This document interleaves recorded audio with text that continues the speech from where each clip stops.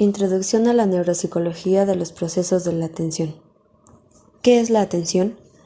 Es un mecanismo complejo que acompaña el procesamiento cognitivo. La atención es la responsable de filtrar la información seleccionando y jerarquizando los estímulos más importantes y relevantes para cada ocasión. Características principales de la atención. 1. Sistema neural complejo. Participan distintas estructuras del encéfalo que van a interactuar de forma coordinada para llevar a cabo las modalidades de la atención. 2. Sistema multimodal. La atención consta de múltiples subfunciones que incluyen disponer de adecuados niveles de alerta, orientación, concentración, velocidad de procesamiento, motivación, dirección, selectividad y alternancia. Número 3. Filtro selectivo. A través de la atención decidimos qué estímulos son más relevantes, identificándolos y seleccionando los componentes más importantes. Número 4. Sistema jerárquico. Las modalidades de la atención constituyen un sistema jerárquico formado por redes con una estructura piramidal, donde en la base están los procesos involuntarios y en la cúspide se encuentran los procesos activos y voluntarios. Número 5. Sistema dinámico. La atención es un proceso activo que se adapta a las distintas contingencias. Su carácter dinámico dota a las respuestas adaptativas de una mayor flexibilidad. Bases neuroanatómicas de la atención y su neurobiología. La compleja función de la atención involucra estructuras neuroanatómicas del sistema nervioso central.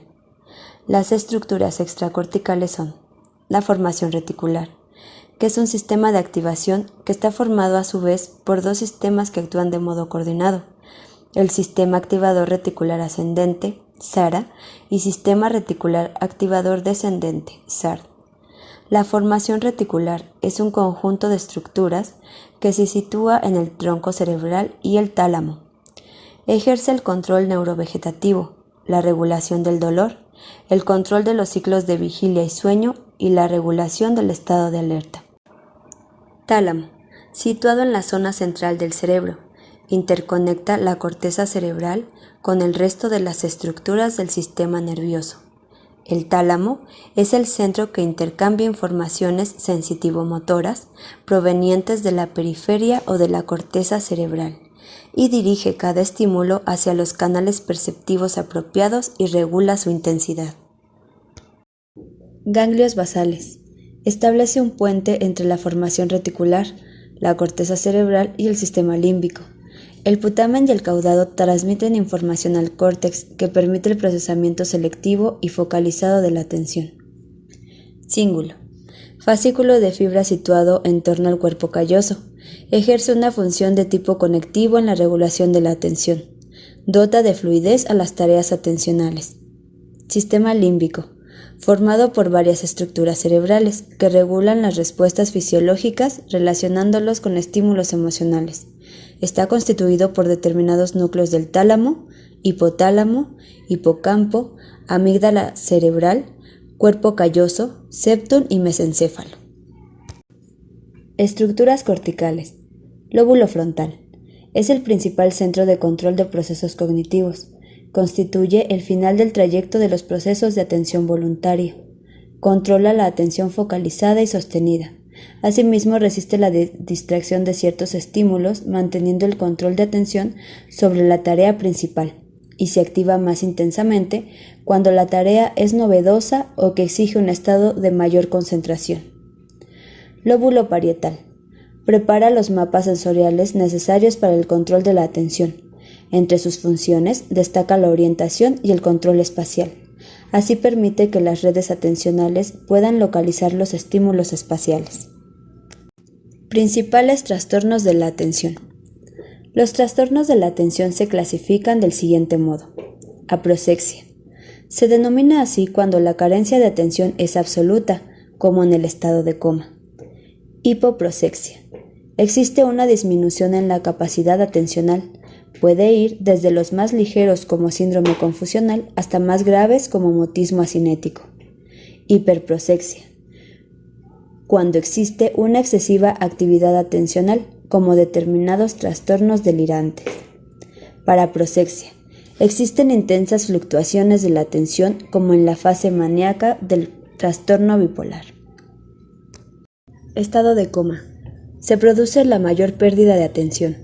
Se presenta tras la pérdida de conciencia causada por la ausencia de riego cerebral durante más de 20 segundos, afectando así las funciones mentales superiores y los procesos sensomotores. Mutismo asinético.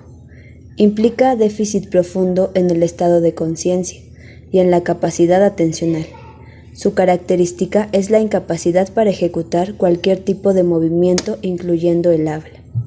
Puede presentar distintos niveles de afectación, desde inhibición verbal y psicomotora hasta un cuadro crónico de estado vegetativo. Síndrome confusional. Es una enfermedad transitoria, fluctuante y generalmente reversible. Sin embargo, si se prolonga en el tiempo, incrementa el riesgo de daño cerebral. TDA. Es el trastorno atencional más frecuente. Es un trastorno crónico y persistente en el que predominan los síntomas nucleares, que son déficit de atención, hiperactividad e impulsividad. El TDA puede ser considerado como un trastorno del sistema ejecutivo que impide el control atencional. Heminegligencia. Alteración neurológica que afecta de manera selectiva e intensa los procesos atencionales. Su característica radica en que el sujeto ignora sistemáticamente la mitad de su espacio.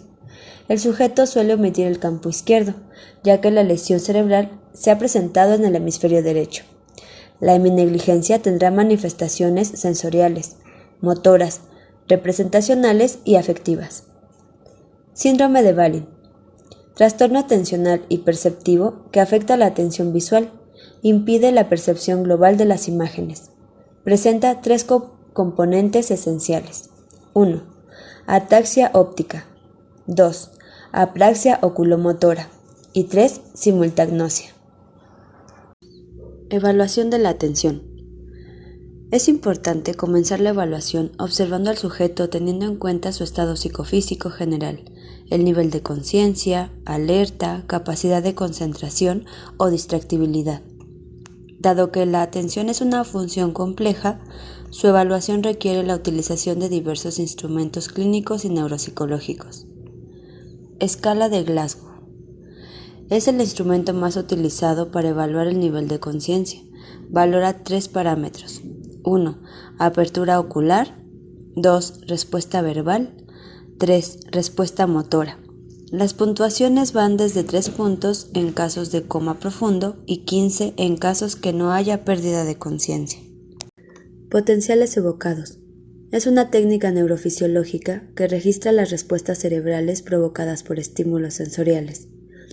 Valora la latencia de aparición de sus ondas, ya que refleja las modificaciones del potencial eléctrico que produce el sistema nervioso, en respuesta a estímulos internos y externos. Tiempo de reacción. Es una herramienta muy utilizada para evaluar la eficiencia de los procesos atencionales. Sus modalidades son: tiempo de reacción simple, periodo de tiempo que transcurre desde que se presenta un estímulo hasta que se da una respuesta. Tiempo de reacción compuesto. Se presentan 2 estímulos que exigen respuestas diferenciadas ante cada uno. Tiempo de reacción de selección. Se presentan 2 estímulos, pero solo hay que responder a uno, inhibiendo la respuesta ante el otro. Escucha dicótica. Consiste en la presentación de 2 estímulos auditivos diferentes, en cada oído simultáneamente. Pueden ser palabras, letras, sonidos musicales, etc.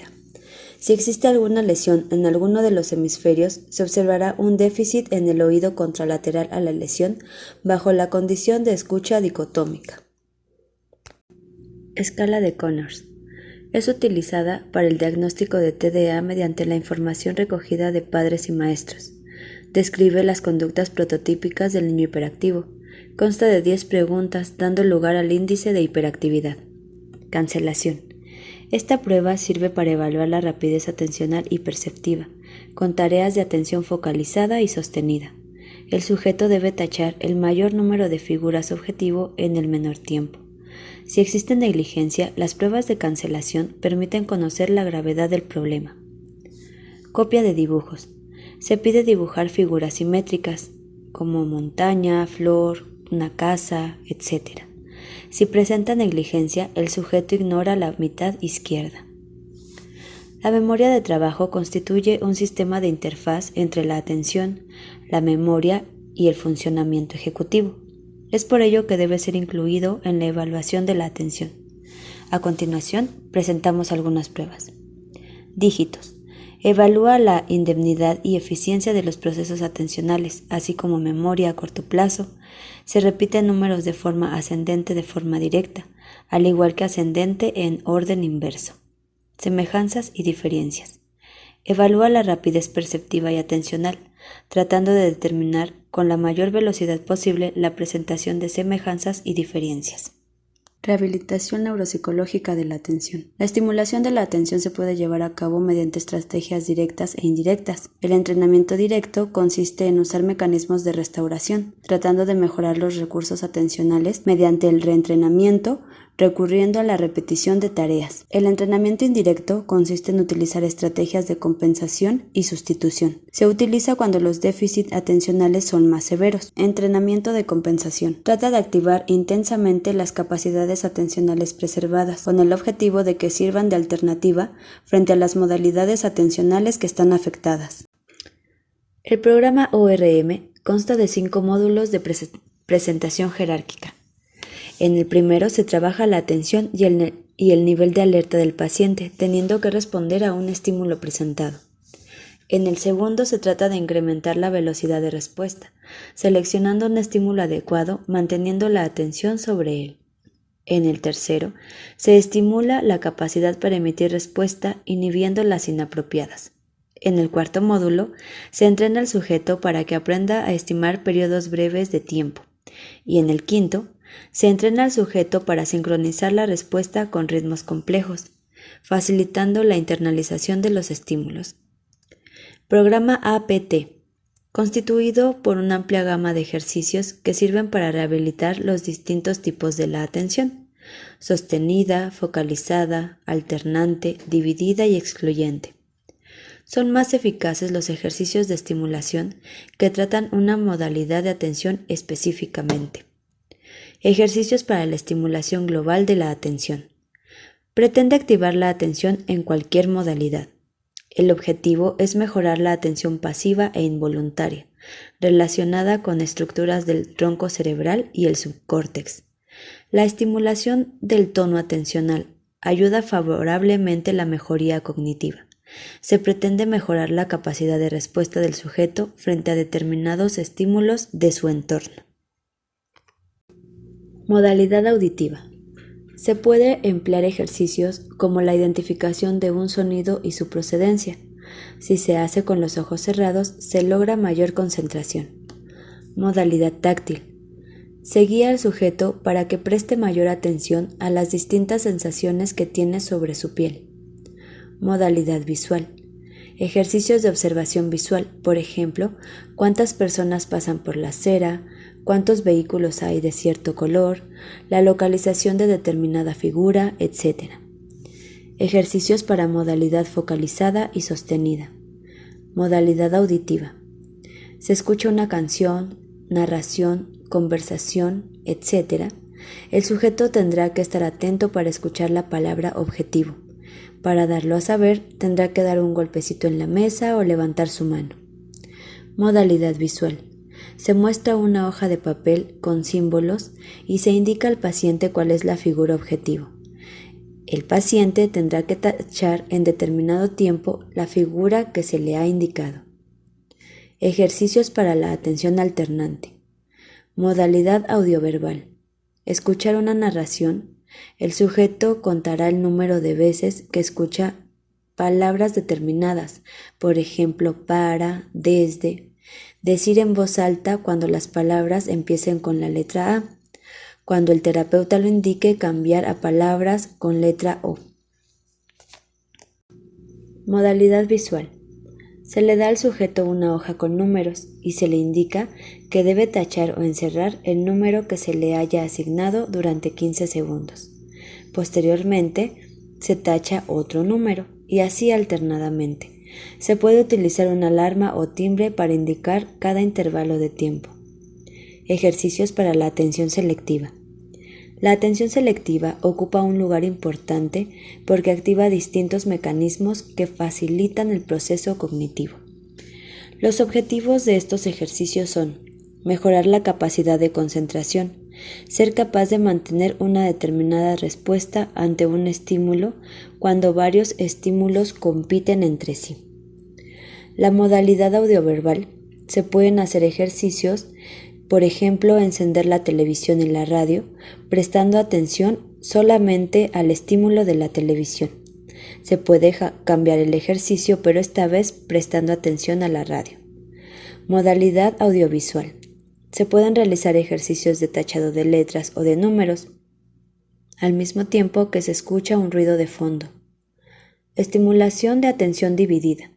Es una modalidad de atención voluntaria que exige mayor precisión, así como mayor esfuerzo cognitivo. Los ejercicios pueden ser leer en voz alta un texto, al mismo tiempo que se cuentan las veces que aparece cierta palabra, cuándo, por qué, etc. También se puede realizar tachado de letras o números, al mismo tiempo que el sujeto dice en voz alta una numeración ascendente. Introducción a la neuropsicología de los procesos de la memoria. La memoria es una función cerebral que permite codificar, almacenar y recuperar la información pasada.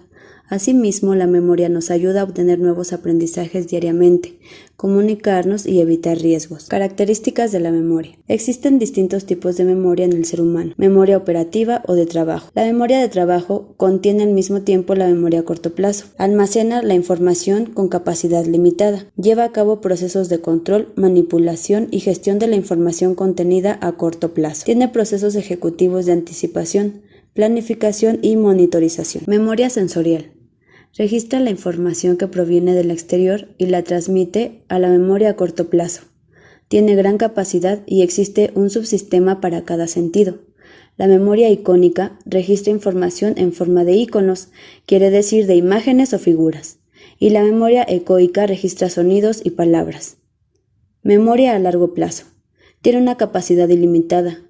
La estructura de almacenamiento es estable, sus contenidos se mantienen durante minutos, años o toda la vida del individuo. Información semántica. El código semántico permite establecer relaciones significativas entre la diversidad de conocimientos almacenados. Se encuentra la memoria declarativa y procedimental dentro de la memoria de largo plazo. Memoria procedimental. Es la memoria sobre habilidades o destrezas. Se adquiere por condicionamiento o experiencias repetidas. Permite aprender cosas sin gran esfuerzo y sin darnos cuenta, por ejemplo, conducir, montar en bici o esquiar. Memoria declarativa. Es intencional. Contiene aprendizaje sobre personas, lugares y acontecimientos que podemos relatar verbalmente. Supone un conocimiento consciente. Almacena información y conocimientos de hechos y acontecimientos relevantes. Memoria episódica. Permite recordar fechas, hechos o episodios vividos en un tiempo y lugar determinado. Su fuente de información es la percepción sensorial. La información que contiene está organizada temporalmente. Y memoria semántica. La memoria semántica almacena el conocimiento del lenguaje y del mundo. Recupera información sin hacer referencia al tiempo o lugar de la adquisición del conocimiento, y es poco sensible a la amnesia. Bases neuroanatómicas y neurobiología de la memoria. Memoria operativa. El buen funcionamiento de la memoria de trabajo depende de áreas sensoriales primarias, como el lóbulo frontal, el núcleo dorsomedial, tálamo y neoestriado. El material visual activa mayormente la corteza parietal bilateralmente y el giro temporal inferior. Memoria a largo plazo. En la memoria declarativa, las estructuras implicadas son lóbulo temporal medial, diencéfalo y neocórtex. La memoria no declarativa incluye estas áreas: neocórtex, núcleo estriado, la amígdala, el cerebelo y algunas vías reflejas constituyen las estructuras implicadas en la memoria no declarativa. La codificación episódica está mediada por lóbulos temporales mediales, formación del hipocampo, corteza entorrinal, perirrinal y parahipocampo.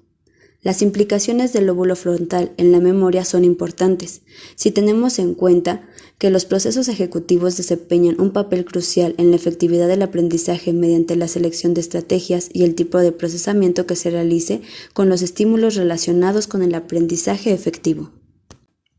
La memoria es una función neurocognitiva que permite registrar, codificar, retener, almacenar, recuperar, consolidar y evocar la información previamente almacenada.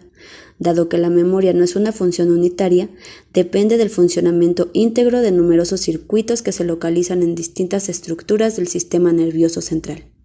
La memoria está estrechamente ligada al aprendizaje. Están vinculados en numerosas funciones cerebrales como el lenguaje, las emociones y la percepción sensorial.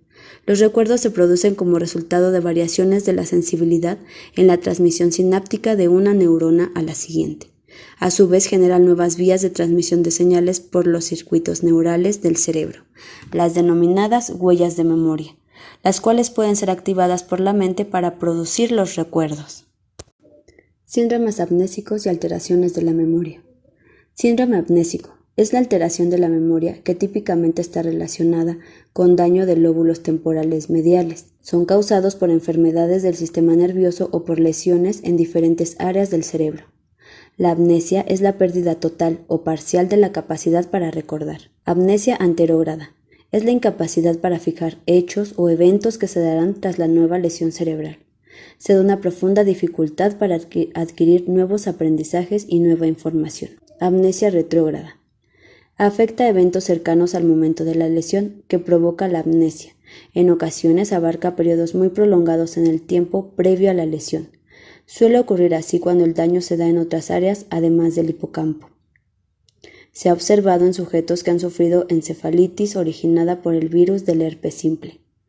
Las causas más frecuentes que producen la amnesia son hipoxia, debido a la parada cardíaca, traumatismo cráneoencefálico, infarto cerebral, desnutrición, síndrome de Korsakoff, infarto en el cerebro basal por alteraciones en la arteria comunicante de la arteria cerebral anterior, encefalitis, cirugía epiléptica, entre otros. Síndrome disejecutivo. Es el conjunto de alteraciones cognitivas, emocionales y comportamentales causadas por disfunción de las áreas prefrontales o de sus conexiones recíprocas con el resto del encéfalo. Provoca problemas de memoria, dificultad de razonamiento, toma de decisiones, planificación y análisis. Asimismo, se muestra alteraciones en la atención voluntaria, con dificultades de atención sostenida, focalizada, alternante y dividida. Demencia. Es la principal causa de alteración de la memoria. Puede ser originada por enfermedades neurodegenerativas como Alzheimer o Parkinson. Se acompaña de otros fallos cognitivos como trastornos del lenguaje, alteración de habilidades motoras o déficit de la capacidad para reconocer objetos. Traumatismo cráneoencefálico. Se le denomina amnesia postraumática. Puede ser reversible o no. En la mitad de los casos, los déficits de memoria afectan el aprendizaje de nueva información. Evaluación de la memoria. La evaluación neuropsicológica es un sistema de obtención de información relativa al funcionamiento cognitivo, conductual y emocional. En el proceso de evaluación se valora una afección cerebral. La forma inicial de obtener la información es a través de la entrevista inicial y la historia clínica del paciente. Los tipos de evaluación neuropsicológica son: evaluación cualitativa. Se comprenden los procesos que están interviniendo en los diferentes test y tareas a desarrollar, mediante la observación de cómo el sujeto va respondiendo, de los errores cometidos y perseveraciones. Evaluación cuantitativa. Se obtiene de los resultados cuantificables del sujeto en el test.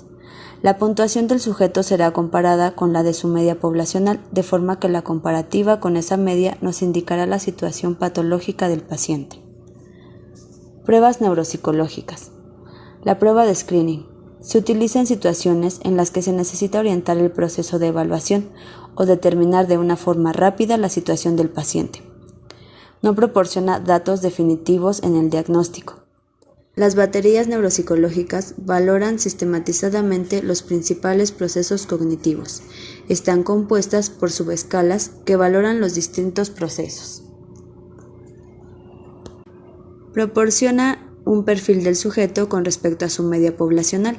Las baterías son muy extensas y suelen necesitar varias sesiones para su aplicación. Las pruebas específicas valoran un proceso completo o algunos procesos. Cuando se tiene claro el proceso a valorar, se elegirá la prueba más adecuada. Valoración de la memoria. En esta están implicados procesos de codificación, almacenamiento y recuperación. Para su evaluación debe incluir las modalidades de memoria episódica y semántica, la capacidad de aprendizaje verbal y visual a corto plazo, retención inmediata, tasa y patrón de aprendizaje y olvido, baterías completas, escala de memoria Wechsler. Valora las funciones nésicas y permite determinar la modalidad de las alteraciones detectadas, así como la semiología de las alteraciones encontradas. Su aplicación es en forma individual a personas de 16 a 89 años. Test de memoria conductual de Rivermed. Test de memoria centrado en actividades similares de la vida cotidiana de las personas. Valora déficit de memoria del funcionamiento de la vida diaria. Detecta los posibles cambios durante la intervención. Esta prueba es muy sensible a alteraciones en el funcionamiento de la memoria. Su aplicación es individual. Test de aprendizaje audioverbal de Rey. Valora la memoria de trabajo, la memoria a largo plazo y memoria audioverbal de reconocimiento. Es sensible a la lateralización de la lesión cerebral y a los déficits de memoria verbal. Esta prueba nos informa sobre si el déficit es debido a dificultades en el procesamiento, el almacenamiento o la recuperación de la memoria verbal. Test de memoria y aprendizaje. Está diseñada para la valoración de la memoria verbal, no verbal y compuesta. Su aplicación es individual y valora a sujetos entre 5 y 19 años. Rehabilitación neuropsicológica. La memoria es una de las funciones cognitivas más importantes para el ser humano.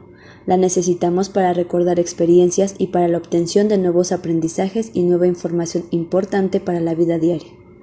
La rehabilitación de la memoria pretende reeducar las funciones de la memoria deficiente o perdida y enseñar a los pacientes estrategias para manejar su vida cotidiana. Los déficits de la memoria pueden ser provocados por diversas razones, como enfermedad neurodegenerativa, accidente cerebrovascular, traumatismo cráneoencefálico, entre otros. En el campo de rehabilitación de la memoria se utilizan técnicas de restauración, reorganización y de compensación. La técnica de restauración tiene un objetivo de conseguir un aprendizaje de listas de datos o a través de la práctica, la repetición y la organización de la información. Las técnicas de reorganización intentan sustituir una función o habilidad deficitaria por otra que se encuentre menos afectada o preservada. Las estrategias mnemotécnicas son más utilizadas.